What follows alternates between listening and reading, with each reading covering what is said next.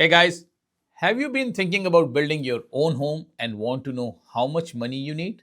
Well, you are at the right place. Today I'm going to teach you everything you need to know about single family home construction in BC. Everything from purchasing the property to securing financing in detail. If you are new to my channel, my name is Jas Oberoi and I'm a real estate agent, investor and a serial entrepreneur. I went from working as a server to owning multi-million-dollar worth of real estate portfolio in just 8 years. In my career, I have helped hundreds of my clients buy over 900 million worth of real estate using tried and tested strategies, and I am here to share those tips with you on this channel.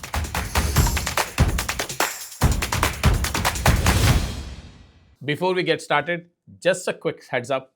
I will be sharing my personal experiences and what's worked for me. But keep in mind that this isn't a legal advice or any financial advice. That said, my aim today is to break down each concept step by step so you can decide what fits your journey. I have broken down the single family home construction process into 3 main stages. Step 1 is buying your property. Step 2 is submitting your permit. And step 3 is getting your construction mortgage. So let's get started with step 1. Step 1 is the foundational step, which is obviously purchasing a property. This is where your conventional mortgage comes into play. Conventional mortgage means you can get it from the bank, just like any residential property, you go to the bank and find it. That's what the conventional mortgage means. We will use a property purchase for $1 million property as an example here. I know typically you can put less money down, but we will use down payment as 35%, which I will explain you why you should put down this much upfront. So in this case, that figure comes to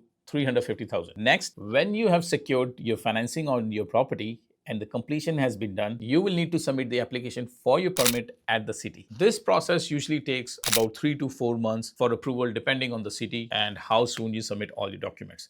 During this time, it's crucial to have all your documentations in order, as any delays can affect your project timeline and it will cost you a lot of money since you are already paying mortgage payments every month on the piece of property you have purchased. After your permit is approved, it's time to head back to the bank for your construction mortgage. This is where the bank will combine the value of your land and the estimated construction cost into one loan. Let's use the same example to see how these numbers will work out. Assuming you will be building a 5,000 square feet home on it. Your land cost, if you remember, was $1 million, and the cost to build a 5,000 square foot home is about $250 per square foot, which comes to around 1.25 million. The per square foot cost can go up depending on the finishes and materials used, but we will use an average going price to give you an idea. So the total project cost comes to $2,250,000. Now the bank typically finances 70 to 75% of this total project value. We will always use conservative numbers to be on the safe side. So let's assume the bank covers 70%, which would be around $1,575,000. That means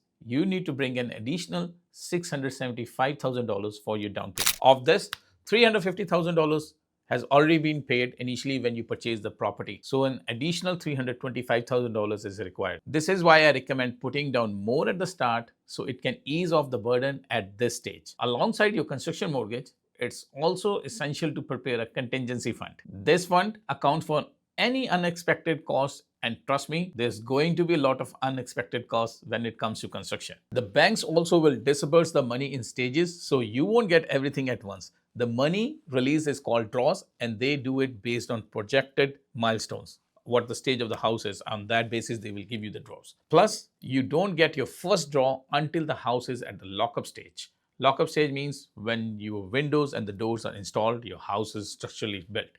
All the money until the lockup stage, you have to put it from your pocket. Set aside about $150,000 as your contingency fund for similar project to be just on the safe side. So all in all, for $2,250,000 project, you should be prepared to have at least $825,000 saved up, covering your down payment, additional costs, and contingency fund. So make sure you run your numbers before starting the process, and be sure to check out my follow-up video where we will dive into subdividable lots and how construction financing works for those types of projects. If you find this video helpful, hit the like button, subscribe, and share it with anyone who would be interested. And as always, leave any questions in comments. Until then, I'll see you next time. Take care.